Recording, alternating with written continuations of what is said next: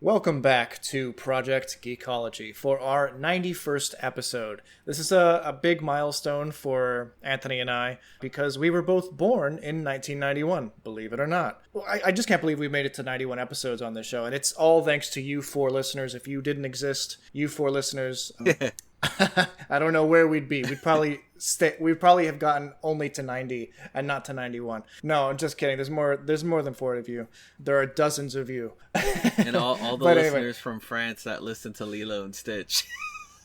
That Lilo and Stitch episode has gone crazy. Anyway, you've heard him, but my name is Dakota. I'm joined as always with Anthony. And we're covering New Mutants, the 12th film in the Fox X-Men series, and it's the last one that, we need to cover right before we start covering the Deadpool and Wolverine stuff. And it's the last of the Fox X-Men films that I had ever seen. Up to this point, I hadn't ever watched X-Men Apocalypse, X-Men Dark Phoenix, and now the New Mutants. So now I've caught up with my X-Men game, and yeah, I'm excited to talk about New Mutants, but I've got some other stuff I want to talk about in the interim. But before I get into any of that, Anthony, what the heck have you been up to? What have I been up to, Dakota?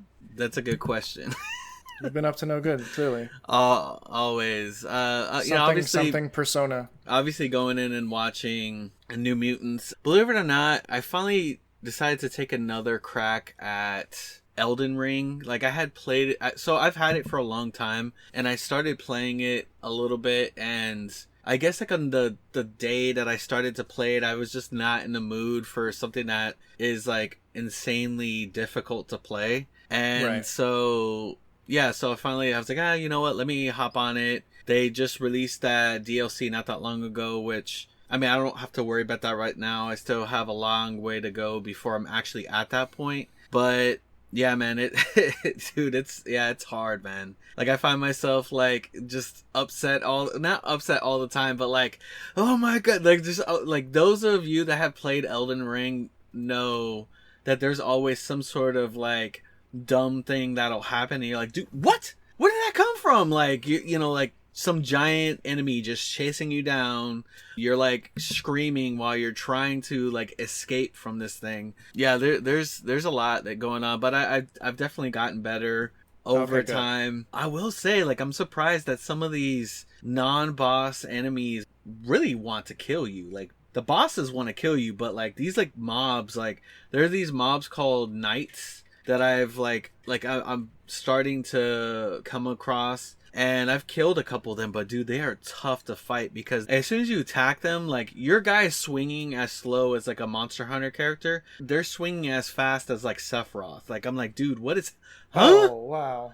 Okay, yeah, that's really yeah. I'm like, I'm playing the samurai, so my character's and then this knight character's just wind is blowing. They're hitting me with wind attacks. I'm like, dude, what is going on right now? There's these eagle things with swords on their legs. I'm getting attacked by these things. That's nuts. I don't know. Do you know much about Elden Ring? Have you heard about it? Yeah. It's been one of the most popular games of the past 5 years for sure. Right. I know that the story was partially inspired by lore created by George R.R. Martin. Right. So George R.R. Martin did create the lore. He didn't do anything really with the story, but he did pretty much the world building, the world that Elden Ring is, and kind of the past and all that stuff. And yeah, it's interesting. It's definitely an interesting. What's kind of funny, Bobby? I'm thinking, what's kind of funny about George R.R. Martin doing something like that is it kind of parallels Mythic Quest, where they have... So Mythic Quest is a TV series that's about a fictional massive multiplayer online game called Mythic Quest, and it's a development team working on this, and there's one older guy who's a former writer, a sci-fi fantasy writer, and he's the one creating all the lore for the game. And for all intents and purposes, it's good lore and whatever, but what's funny is that he hasn't finished his book series in forever. It's been decades at this point, and he hasn't produced a book. but he's actively working on the lore of this other series. So this is kind of funny because George R.R. Martin is kind of in a similar position. I mean, the intent is still there for him to get his 6th and 7th books of Game of Thrones out, or, you know, A Song of Ice and Fire. But he hasn't delivered on that. And I think the last one was 2011. So it's been almost 15 years at this point, 13 years. And yeah, he's suddenly in a very similar position to a very specific person in Mythic Quest. And I find that really funny. Mythic Quest is a comedy, by the way. I think we've talked about it in the past. I don't think we've dedicated an episode to it, but it's a really good show and you should check it out. Yeah, I've watched it. I think it would be interesting to cover that because it does kind of blend, you know, it has that whole video game aspect, and you know how much I'm a big fan of video games, but I love comedies. So like, you know, imagine, you know, not as quirky, but like imagine The Office but a video game studio, you know? It's very similar to that. They've got some big names in there. It's definitely worth a check out. But yeah, I know of Elden Ring. I know that it's very difficult. I know it has that, you know, like one-hit kill structure, like everything's out to kill you, and it's very difficult to, and it's, you know, very aggravating, but people make a sport of it, you know, and like try to do speed runs and all that, trying to get as far into the game as possible. And playing it's it in man. various ways too. Like I've seen people play it with dance pads, Guitar Hero, guitars, dude. Like, I mean, it's insane. I was watching somebody recently, they were playing the Kingdom Hearts games with a dance pad. And, you know, like, just imagine something that like is, you know, Kingdom Hearts can be tough, especially like when you're like on the max difficulty. So imagine playing something like Elden Ring on that, you know, that's insane. But yeah, so that's what I've been playing, and I still hop on Overwatch here and there. Like, I'm not as big on it recently. I don't know what it is. Like, maybe I'm kind of like, I'm not over it, but like, this is the longest that I've taken not playing it consistently. But you know, I'll always have a place for it in my heart. I'm just hoping that, I don't know, there's just things about it that I don't really care for. I kind of miss the 6v6. I know why they did 5v5, but you know, we worked fine enough with 6v6 for all those years. So, you know. Yeah. But, you know, Anthony, before you go off on any more tangents, we have a question. We have a question from the audience. What's going on with the website? Like, speak a little bit about the website that you've been working on, what it's about, where it's at, and, you know, like what the next steps are. Okay, so yeah, you and I were talking about this a little bit the other day. So I've been kind of, you know, procrastinating with that, which isn't a good thing on my part because, you know, I mean, it is a passion project and there's no like real timeline on it. But at the end of the day, it's going to help me out with some of the stuff that I want to do professionally. So it really is important for me to finish this. But yeah, the website, I finally like sat down the other day, or no, yesterday, and I kind of got like a little bit of more work done onto it. I'm working on an About Us page. And actually, I do want you to send me like maybe something small that you would like to add to it, and then I'll add to my thing. Sure, yeah. And for those of you who don't know, the website in question is a website for the podcast, specifically for Project Geekology, and I guess our, you know, wider sphere of influence. Correct. So something that I was really trying to work on, well, at first, like way back when I was like hitting it hard, was on the main page. I was trying to create a featured episodes thing, but I was kind of running into some issues because you have to be able to dynamically edit that stuff. It's not really feasible to go in and re-edit and re-upload the website every time you want to make these changes, especially, you know, say that we're changing the featured episode weekly, or even if it was monthly, you know, like that means I have to go into the code, I have to re-upload the code, and I'm really trying to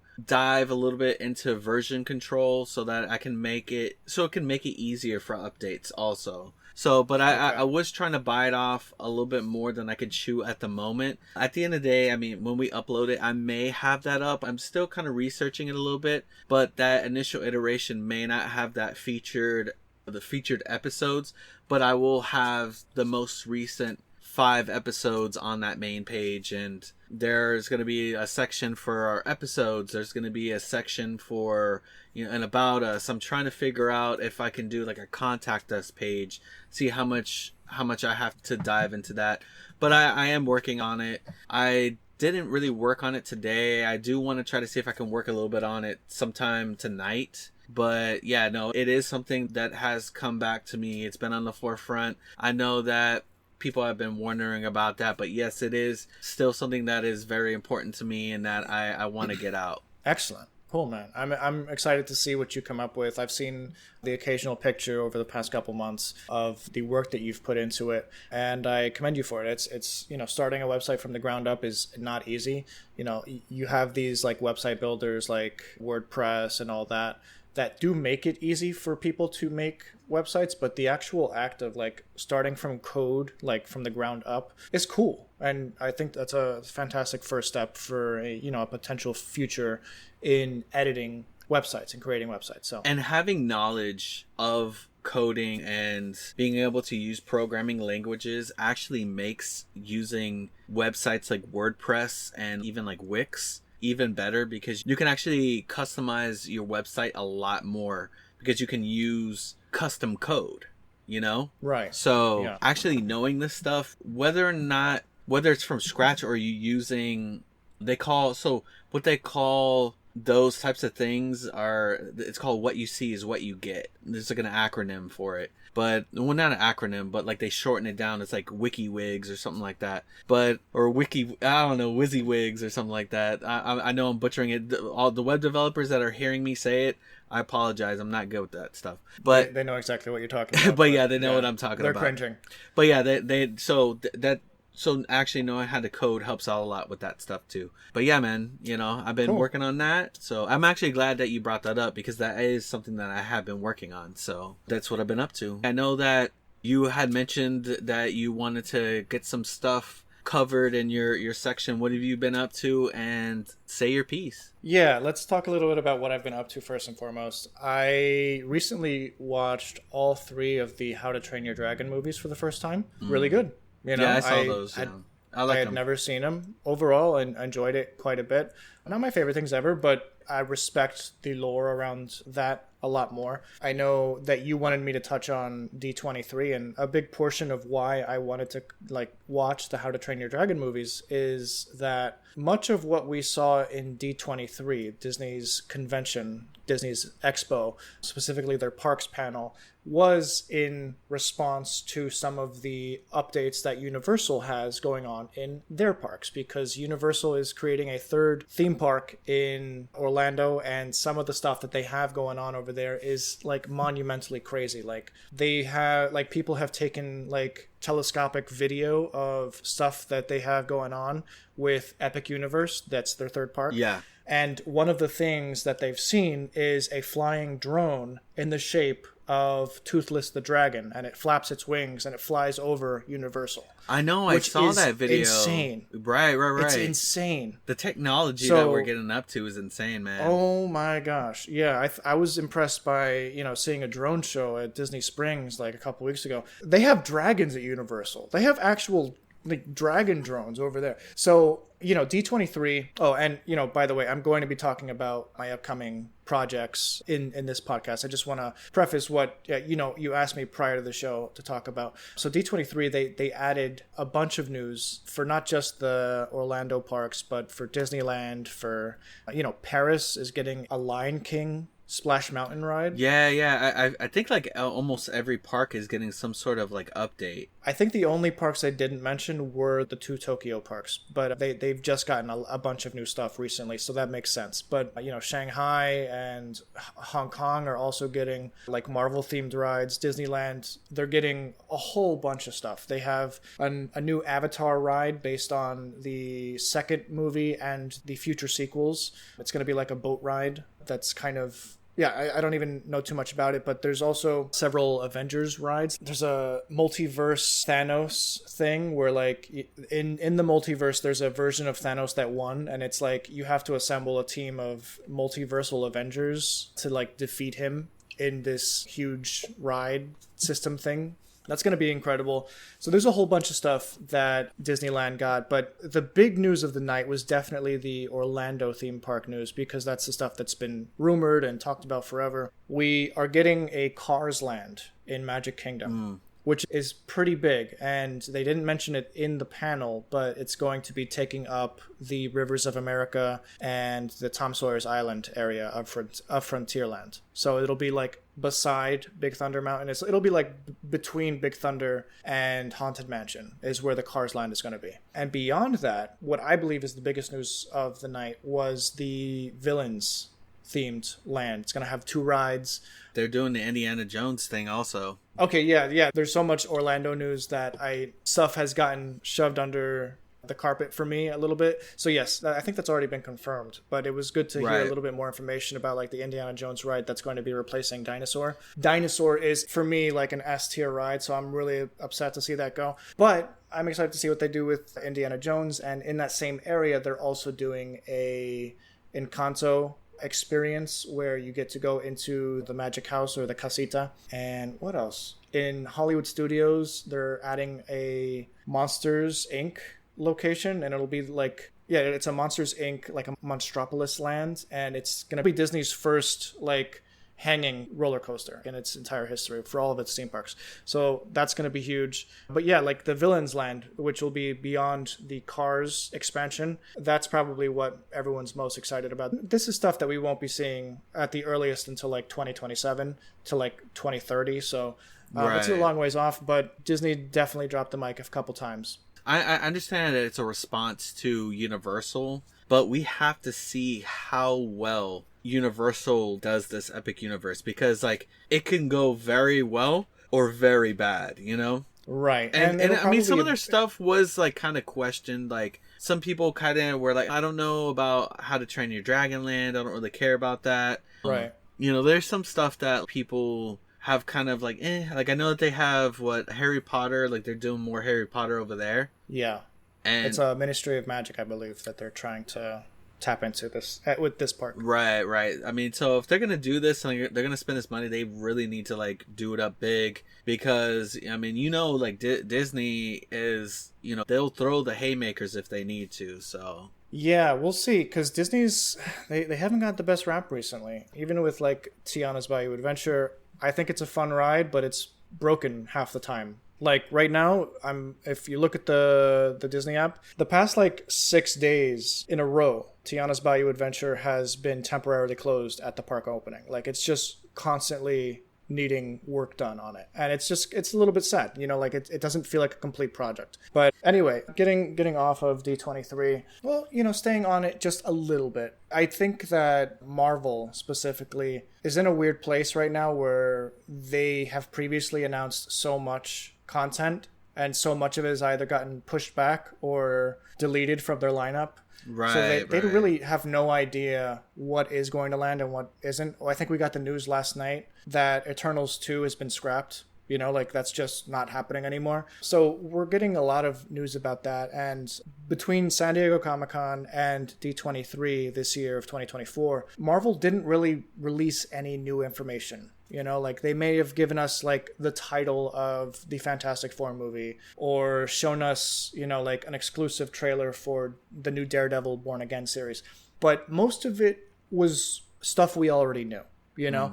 So I think that not only Marvel, but like the whole Disney entertainment panel felt a little bit lacking, because it was just it was all sequels to stuff that we already knew that was coming, and B, the parks panel that was the following day was just so much stronger. But yeah, without, you know, let's get off of that tangent. I know for my followers on YouTube, I get this question probably 2 to 3 times a day. It's, you know, accelerated once Deadpool and Wolverine came out. When is the next Marvel Cinematic Universe, the MCU timeline version 8.0, going to be coming? to my YouTube channel, Geek Critique. When was the last time you dropped one? I know it's been a little while, right? It's been about 2 years at this point. Yeah, since 2022 was the last big one that I released. Well, I know you gotta kind of like let it stew. You know, you gotta let the MCU cook a little bit before you. I definitely do. You know, before you actually put something out, because it makes no sense. I mean, you could always make like updates, like a 7.5 or whatever. But like, I know that there's a lot of work that's put into it, so it makes sense to have a little bit more meat, so that you can actually like put into these episodes. But I mean, that's cool though. Like, you're working on, something that kind of like puts you on the map, right? Like your MCU timeline is something that you are well known for, and you're very. And look, this is hard work, people. This man painstakingly like looks at the frame, bro. I don't have the like. Really just the attention span. Like, my attention span's like a goldfish. If I tried doing that, dude, I'd be missing all sorts of dates. Well, thank you, Anthony. So I did want to take some time to like answer some of the questions, like when I expect this to come out, how much work goes into it, what I have planned for it, and what will be included. So I've been kind of taking a hiatus from making Marvel content for a little bit. I mean, they've kind of been doing a little bit of a hiatus themselves, like it's been a slow year for Marvel, for sure. Right. In comparison to the past couple, but Loki, Deadpool, and Wolverine, and then Agatha all along is like really like the most that we've got, right? Well, we had the X-Men animated series, but like they're not MCU. Right. There's also the Echo series that dropped in January. It was like a 5-part Echo series, but there hasn't been a lot. So I haven't been too focused on it. I wanted to take, after the MCU timeline book came out, and I really didn't like it. Not so much that it didn't necessarily affirm some of my theories. It was more that it just felt under-researched. And considering this was a canon interpretation of their timeline, whatever is in there is now officially canon. So whether I decide to change that or not is irrelevant, because that is the canon. So that kind of just depressed me a little bit, that so little research was done in the creation of that book. And you can tell just by reading it. It's super, there are inaccuracies, there's typos left and right. But like, you can tell it was just copied and pasted from the Disney Plus timeline and just kind of like inserted scene by scene into this. So you can tell that really bothered me. Well, you can tell when something is done as a passion and when something is done as a job. And that is probably where it happens here. Like, I mean, you can't really fault the people who made this book. They're really just like getting the information. But I mean, at the end of the day, like, I would say that people like you and those who really like dig deep and they like look at these like, little dates that are on there, when Marvel decides to change things around without keeping that stuff in consideration, that really backfires on them. That makes them look like, okay, you guys don't even know what's happening in your own timeline, And that happens often. That happens. Oh, yeah, often. I'm pretty sure. It's like, with the retconning and all that stuff. I mean, we have issues like that with, not anything time-wise, but stuff like lore-wise and like Star Wars. Right, yeah. So like a recent issue that Marvel had in terms of their timeline was specifically The Marvels movie, which was supposed to be a sequel to both Miss Marvel and Secret Wars. Technically, this show comes out a little while after Miss Marvel, which is in 2025. Is it? Yeah, I haven't even thought about this for a long time. Yeah, Miss Marvel comes out in 2025, like the fall of 2025. And this movie is supposed to take place shortly thereafter. Like even in like the post-credit scene of Miss Marvel, there's a scene where like Carol Danvers pops up in her bedroom. So like it definitely is supposed to occur within a couple weeks to a couple months of that. But then you have Secret Invasion, which some people interpret as, or at least Disney Plus interprets as late 2026, so November of 2026. But that's also supposed to be a prequel series to the Marvels movie. So it didn't work. Like both of those concepts do not work within that movie. So either the Marvels takes place later in like early 2027, late 2026, or the Secret Invasion takes place in 2025, shortly after Miss Marvel. So it's clear that there's no correct answer to this because they haven't thought it out. you know? But anyway, I don't want to digress too much on their mistakes or anything like that. I want to talk about what I'm working on because, yeah, like I said, I didn't touch on Marvel for a while after the Marvels just because I was burnt out. I didn't feel like there was any real care being put into the timeline. So, like, why should I bother trying to fix it every single film and every single show? Right, so I took right. a break. They get a little sloppy after, Endgame. They started getting sloppy. People don't like to admit it, but it's true, It's almost like that whole Infinity Saga is like the original, and then now we're in like sequel land, and it's tough, because sometimes a sequel can make or break a thing, and right now they're like kind of lost. They've had to do a lot of changes. I know with the whole Jonathan Majors thing really like shifted a lot for them. Now they're going from Kang the Conqueror to Doctor Doom, looking like he's going to be the big bad. I mean, am I wrong? Who even knows at this point? Right, because they also hired Robert Downey Jr. for that role, and it's just like, which is kind of wild. Yeah. That's wild. So whatever they're doing with that, who knows? We'll see it when we see it. Or they'll scrap it and bring Kang back. Who knows? I don't know. At this point, I don't care because it's like just out of my periphery. But in the interim between, when I stopped caring about Marvel for a bit, I wanted to take some time to like do side projects, do other timelines, I've been wanting to touch on for a long time. I touched on Frozen. I touched on the Monsterverse. And the Monsterverse has been fairly successful. Frozen, not so much, but both of those videos I'm very, very proud of just because I love the way that they came out, and I put 110% into everything I make. So that's what I plan to do with the MCU now that I'm coming back to it. Right. I also made like a visual timeline for Star Wars and correct, all of this. Correct. Yeah, come on, folks. There are so many timelines that can be, talked about. I mean, there really is. Like Star Wars is a massive one. And I know that you're probably going to come out with a version 2 of that. And so, there's a lot to cover. And honestly, to tell you the truth, y'all, I apologize for those of you that do love the new content. But Dakota's going to give you this version 8. But, like, it's not like it's going to be filled with great content. I mean, the content that he makes will be great, but I'm talking about the movies in question, or the movies that are being covered. Some are going to be hits and a lot are going to be misses. I mean, in my personal, like, how I feel, but, I think it's not so much that it's hits or misses. It's just been a lot of stuff that's either good or okay. And there's been stuff that's bad, but most of it has just been in that okay range, which just doesn't work with a universe like Marvel. But anyway, so my plan going into this, because I know that these videos take a lot of time.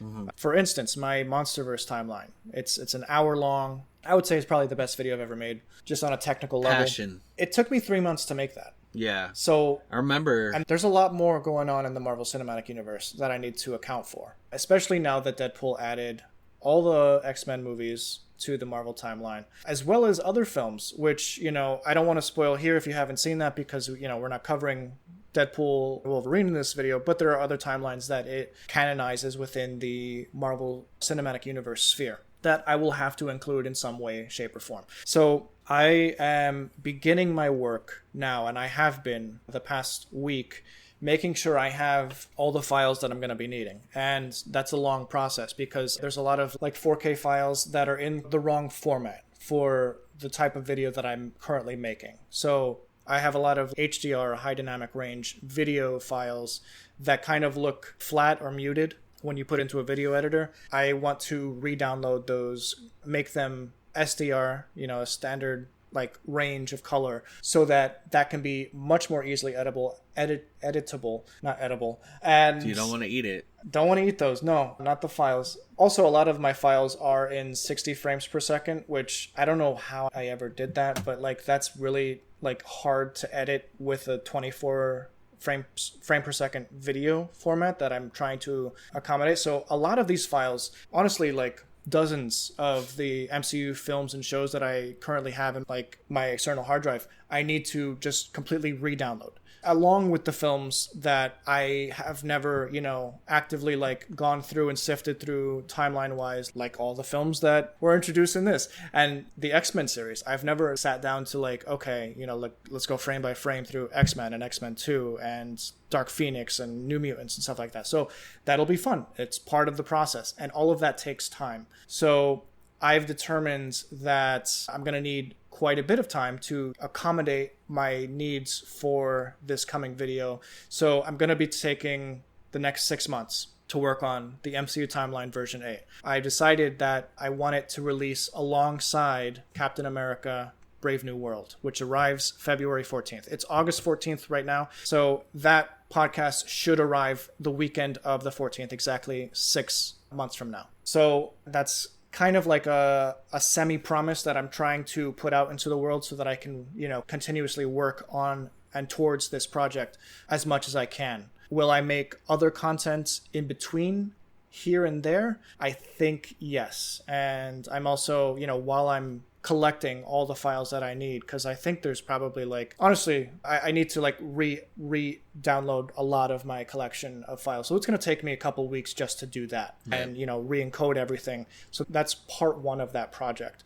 In the interim, I'm going through some of the Avatar comics, Avatar books, like Avatar The Last Airbender. And I'm thinking of possibly making a shorter Avatar The Last Airbender timeline while I'm downloading and encoding all that stuff in the background to better prepare myself for the MCU Timeline version 8 when it comes. So I have plans, guys. I have a lot of plans. As far as how it goes, I want it to have a new background. So I'm going to be creating a new background, like a new scrolling background, like I do with my timeline videos. I want to make a new visual timeline for the MCU that just like pops a little bit better. It's a little bit more accessible. So a bunch of stuff like that needs to happen. And I'm excited to, start all that. And I have a vision in my head as far as how I want it to go. And I want it to almost be like more, I don't want to talk too much about it because, we're wasting valuable New Mutants discussion time. But guys, I am making my MCU Timeline version 8 and it's going to be my best video ever. So just stay tuned. 6 months. That's what I'm giving myself. You'll get some periodic updates here and there on this podcast. So keep an ear out, listen. You'll probably get some updates here and there. Listen to Project Geekology, guys. We do apologize. We know that we kind of ran a little bit longer than we usually do about what we've been up to, but honestly, there's been a lot that's been going on. I have projects that I've been working on. Dakota has projects that he has been working on, and I mean a lot of news that kind of popped up. And part of the whole podcast experience is that we want to talk about the old, the new, and kind of keep it current a little bit in some kind of ways like this. But yeah, I mean, I don't know if you had anything else that you wanted to talk about, but I mean, we can talk about New Mutants. I mean, unless you... Yeah, no. Let's talk about New Mutants. I mean, it is something that I will have to cover in the MCU Timeline version 8, so I might as well just start discussing it now. New Mutants, what a movie. This was your first time seeing this, so thoughts? At first... So, okay, I was going into it thinking, oh man, this is going to be a horror movie. They're going to adapt the Demon Bear story. Oh, that's kind of like supernatural and, kind of creepy. Like, what's going on here? So I was a little like, I don't like supernatural stuff at all. So, that's just a preface. So I went into it like kind of with my guards up, but then it wasn't scary at all. Like it was like there are creepy things in it, but it's scary to only a certain degree. Right. So I do see the horror influence in this movie, but it is like horror light, if that makes sense. Like there is horror out there, but it's not like really meant to scare you like crazy. Like there's Goosebumps. That was like horror light. This is kind of in the same vein. Like this is supposed to be kind of like a scary movie, but not scary to where it feels like you're watching, something like, I don't know, The Conjuring or whatever. Yeah, but I feel like it was supposed to be that, like maybe not Conjuring scary, but it was supposed to be a scary movie. Like that was clearly the intent of what they were going for. And, the entire vibe of this institution that these 5 mutants were being kept in was meant to invoke being trapped in a cage. Right. And being isolated from the rest of the world. So that in itself is a scary thing, but it really didn't, translate that way onto the screen. So I want to talk a little bit about, like at first I didn't really like it. You know, like it wasn't doing anything for me. I was interested, you know, I was engaged. I wanted to know what was going to happen, how this was going to resolve itself. But the actual meat of the story wasn't engaging me until I kind of realized, you know, in one of the scenes where they're all just kind of sitting in a room just talking about whatever's ailing them that day, felt to me like a big budget, a high budget student film. It felt like this is something that someone made in college with their friends. And taking that viewpoint on the movie made me enjoy it and appreciate it a little bit more, just because it felt a little amateurish, but it wasn't so bad that I desperately disliked it, you know? It was okay. I had fun with it. I'm not itching to go back to it. I mean, so like, you know, when it comes to this movie, it's insane. Like, every single X-Men movie, or everything in this whole X-Men series of movies that we've seen, even the ones that you don't really care about, there's stuff that is enjoyable about it, you know? So I do agree that it's not the best film, but I do have fun with it, and I do think that there's aspects of it to enjoy. And honestly, I think it's really cool that they bring, you know, it's like the last time that we will really see these characters, but we get characters like Sunspot in there. You have Magic. Yeah. I kind of like the way Anya Taylor-Joy portrays Magic. I think she's a pretty good Magic. At least very cool, you know, like the way that she does portray her is very, very cool. Right. And, you know, we get Wolfsbane and Cannonball. What's her name? The main girl. Danny Moonstar's like comic book alter ego is Mirage. Mirage, correct. So, I mean, it was interesting getting these characters, because these are not characters that you really see in the forefront of like X-Men or really comics. I feel like I've seen Sunspot maybe a little bit more, but yeah, he's a very marketable character. Right.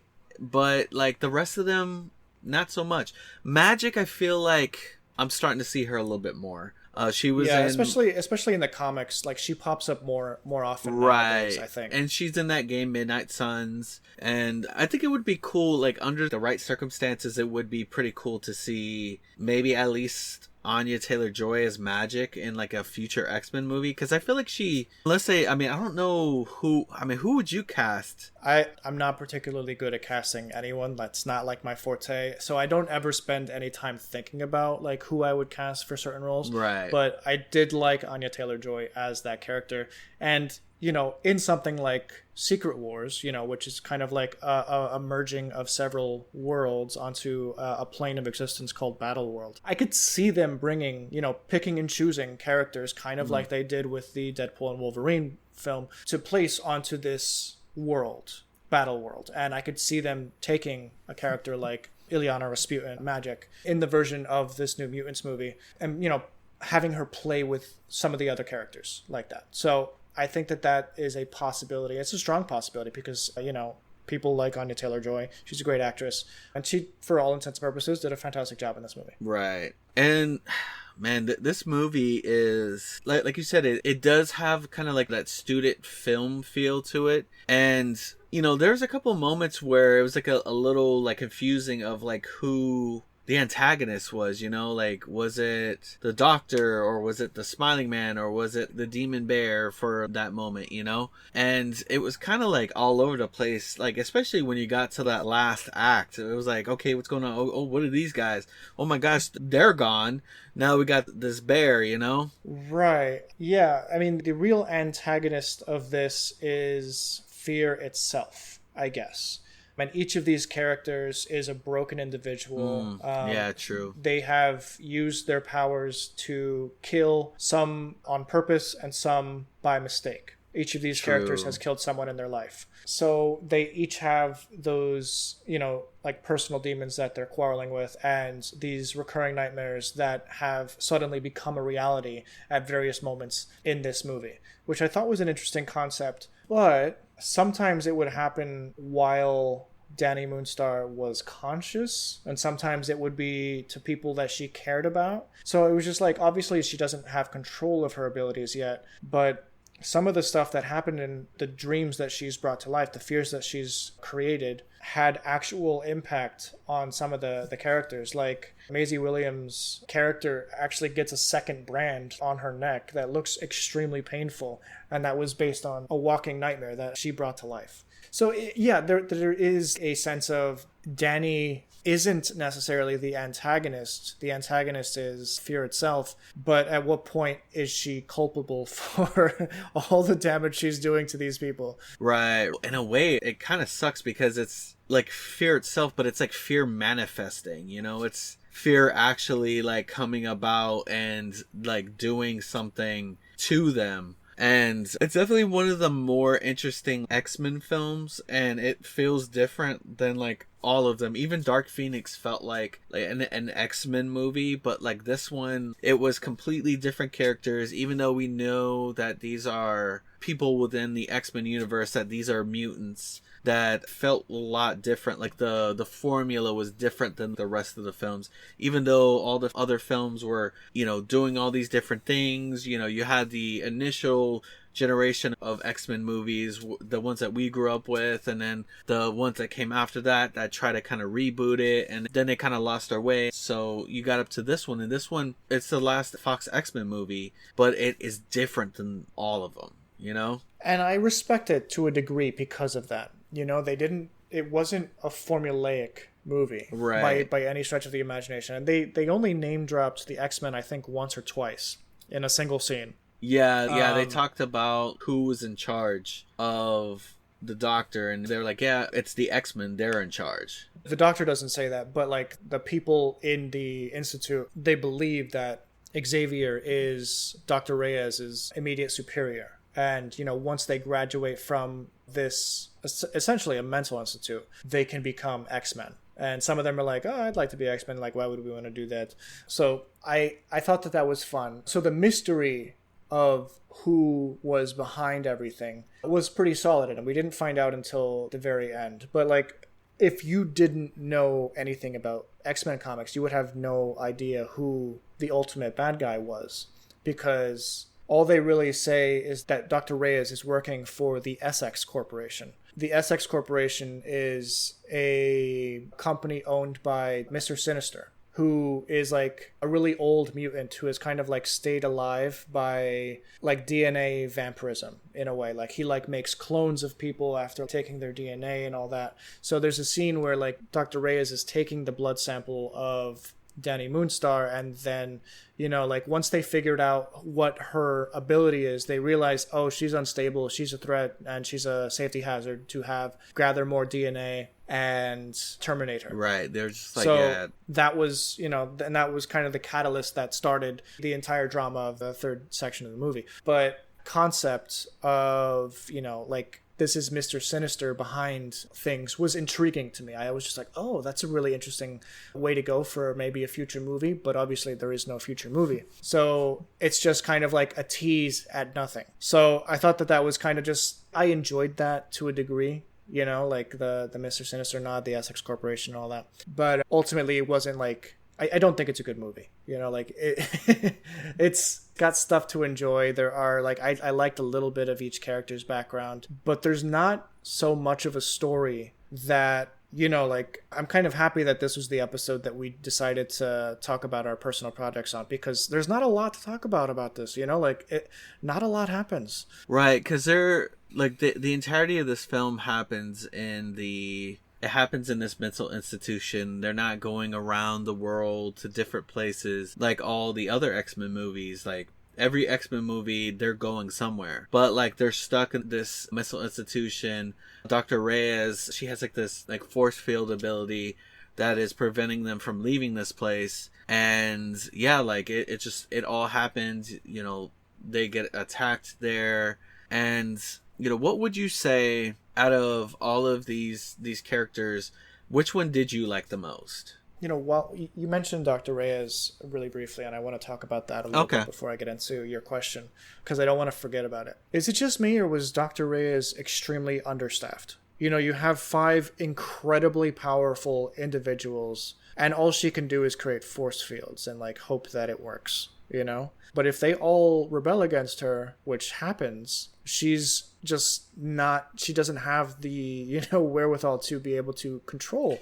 She did a pretty good job about it. The only thing, the reason why she was able to be stopped was because of Mirage. Mirage was like the only reason why they were able to get out of those force fields, because remember, she contains them all. She's containing all of them within these force fields, but then she gets killed by the bear. So really, so really at the, you know, when you think about it, like she was understaffed, but had she, you know, I mean, sure, having others might have been able to help with Mirage, but like, I mean, she seemed like she had it pretty like contained. Yeah, okay. No, you're right. She did have it contained. So let's talk about the individual characters. We have Maisie Williams, Wolfsbane. I thought her character was kind of like a little bit one-dimensional. Like, she seemed very like she's clearly like a religious girl who, you know, once she developed her ability to turn into a wolf, she like brought that to the father of her church, and the priest beat her half to death, and that's why she has that brand. I guess the W would be for witch, because the guy called her a witch. Yeah, I could see that.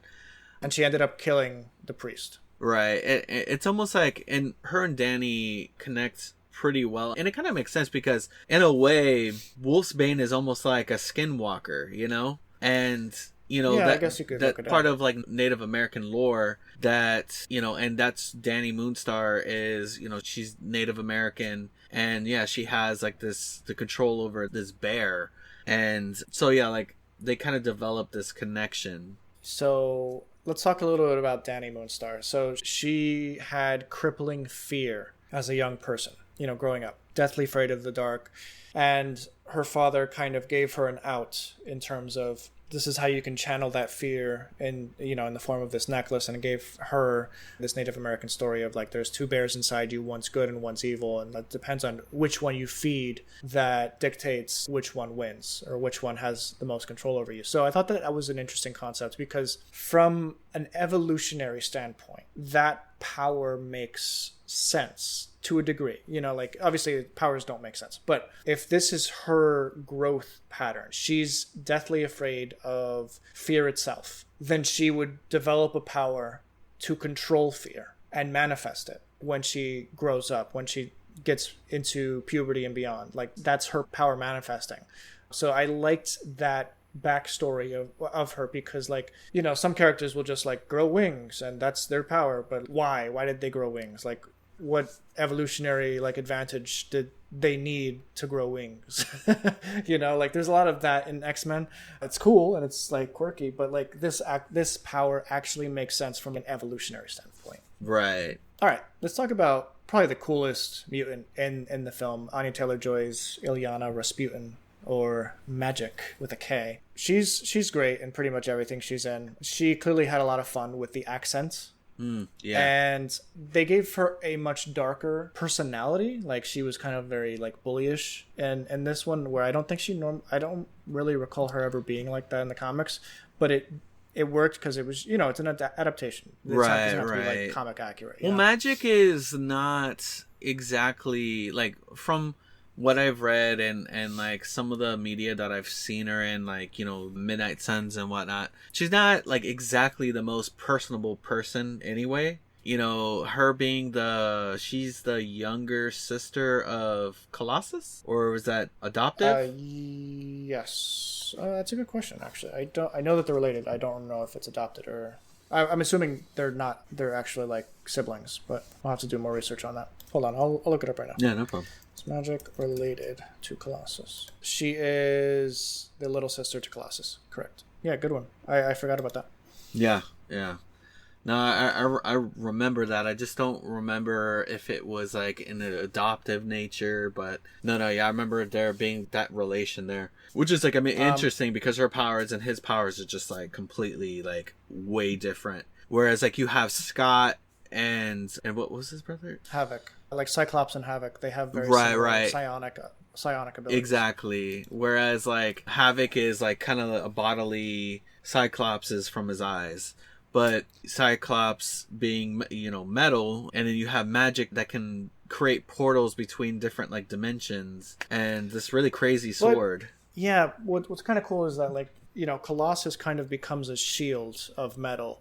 She becomes like a sword. So they're kind of like opposites in that way. But she also creates portals into Limbo. Yeah. She has a pet dragon, and Lockheed. It's Lockheed, yeah. And I thought, you know, the way that they handled all of that was really cool.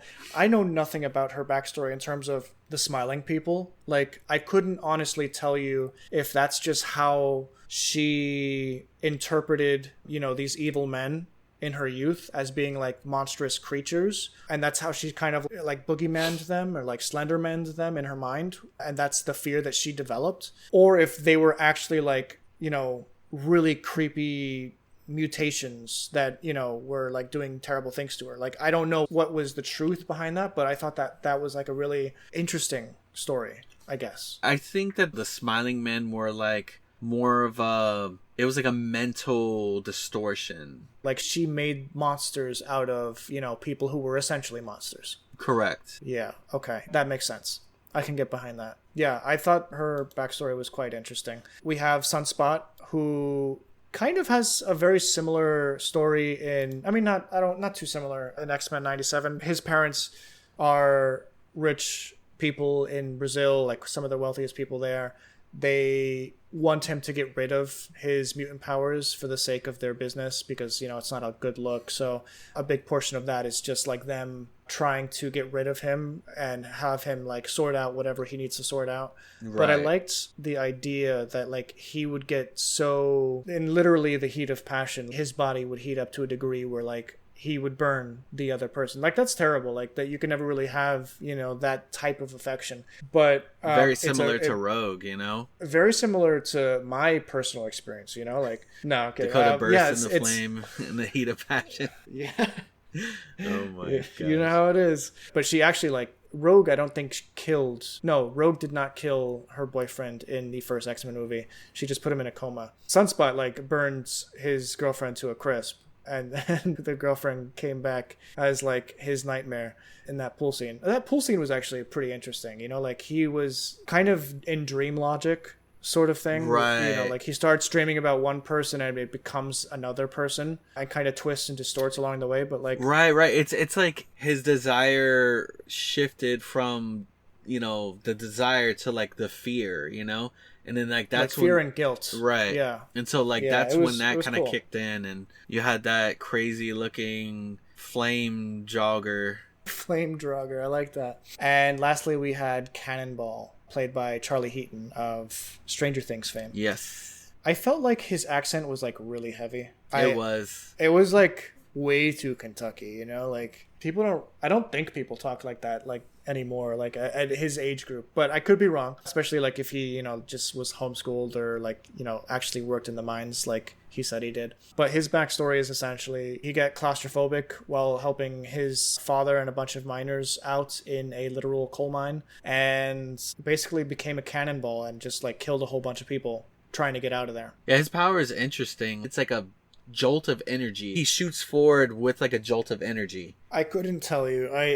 I don't know. It's like propulsion. Right. Yeah. Okay. Yeah. That's what I think it is. I think it's propulsion. Yeah. Like that's energy how it propulsion. looks. Yeah. I think that's exactly what it is. And so, yeah, no, it's interesting because there's that moment where like there's the smiling man and he just like mows them down. He like literally tears them to shreds, right, like with his propulsion powers. Yeah, his cannonball powers. And it must like hurt because he's got like a cast. He's got a cast. Yeah. Like half the movie has black eyes. So yeah, it's not the easiest power to come to grips with. I think I like Mirage and Magic the best in terms of power utilization and like backstory. What about you? I agree. Definitely with Magic. I feel like Magic was the one that got the coolest moments as far as power. 100%. I mean, Mirage did too, but I mean, dude, like Magic was like, it went from like a story about Danny Moonstar to like Magic, like towards the end. Like she was just, it was like so much like magic going on. And yeah, no, it was really cool. And then so like Lockheed was like a puppet like for most of the movie, and then like the actual Lockheed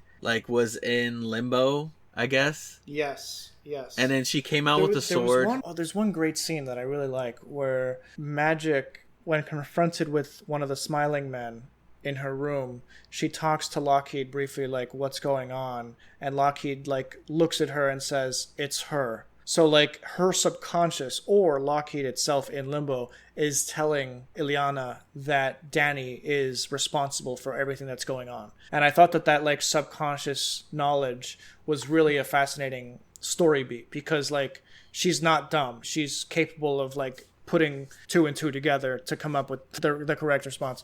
So I appreciated that. Overall, I think the writing on the film was, like, really corny. Some of it was, like, really corny. The final fight scene, I don't even want to think about, like, some of the stuff that was said, but it was just, like zingers in the heat of battle. Yeah, they absolutely had zingers, but there was definitely some, I guess, like, that's what, it was, like, there was some weird, like, imbalance between the theming of the movie. Like, remember, we were talking about how it seems like it was trying to go down the horror route, but then it would kind of lighten up a bit, and then it would kind of get corny, and then it would kind of get dark again. There's definitely some identity issue with the theme of this movie, like what kind of feel that they were going for, what genres they were trying to tap into.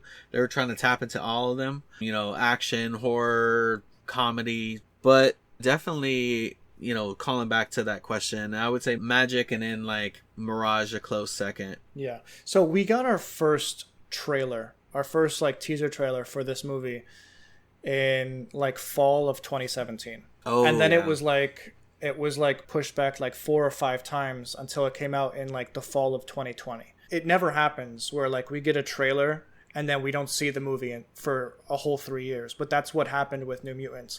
So an issue with this is it's probably like a Frankenstein movie where, like, there's a whole bunch of stuff that was cut, a whole bunch of stuff that was added, and a whole bunch of different cuts mixed together to create a cohesive enough story to present to viewers.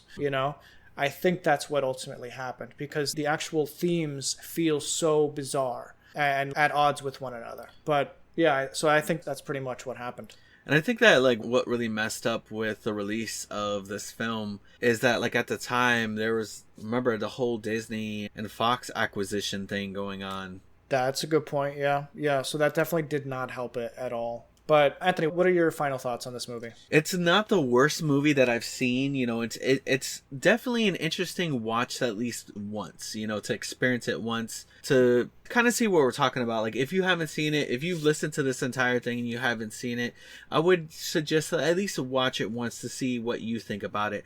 Like, there's redeeming aspects of it, like there's some cool characters, but overall it's, like you said, it's not something that you would rush to go back and watch. It's been a long time since I've seen this movie, so it was kind of justifiable for me to come back and watch it, even though we were doing it to cover a podcast episode. But how about you? Right. So it's not the worst X-Men movie that I think we've covered. I still think X-Men Origins Wolverine takes the cake. No, so out of all the X-Men movie, it really takes the cake. Wow. I think X-Men Origins definitely takes the cake for worst of the X-Men movies. I think this comes in at either a close second or third. I would say it's on par with maybe X-Men 3 and, for me, Apocalypse. Those I didn't really care for all that much, though there are stuff in those movies that I like, Like, there was stuff in this movie that I liked. I, for the most part, didn't like it as a whole. Like, you didn't love it, but you kind of enjoyed some of it. It was enjoyable. I'm glad I watched it. So anyway, guys, this has been really fun. 12 podcasts, not necessarily in a row, but, like, over the past couple months, we've covered every X-Men movie up until Deadpool and Wolverine, and in a couple weeks' time, we're going to cover Deadpool and Wolverine. But in the interim, we're going to take a Fox X-Men break and very cover brief. the very brief. We're going to cover The Acolyte, the show that everyone universally loved. And yeah, we're going to have a fun time with that. And then we're going to jump into Deadpool and Wolverine. Hopefully it's still in theaters by that time and we can watch it again. I'm sure it will be. But anyway, guys, Thanks so much. If you want to check out any of our socials, you can find that in the show notes down below. Thank you so much for listening to us here. If you want to give us a rating on any of your podcast applications or a comment, we need not just a 5-star, but a juicy 5-star review. Anything less, and we will come looking for you. Yes, like, imagine like a juicy burger, veggie burger for those of you that don't partake in meat, and just imagine stars. Yeah. Put it five of them. Yeah, 5 of those. Yeah. 5 of those onto our podcast and help drive us up on the algorithm, and share it with your friends, and so they can enjoy our zaniness and the tangents that we always get ourselves into. Yep. Guys, thanks so much for listening to us here for our 91st episode. If my math is correct, the next episode should be 92. So spend some time with us next week right here on the Project Geekology podcast, and we'll see you in the next one. Count down to 100. Bye. The Wolverine.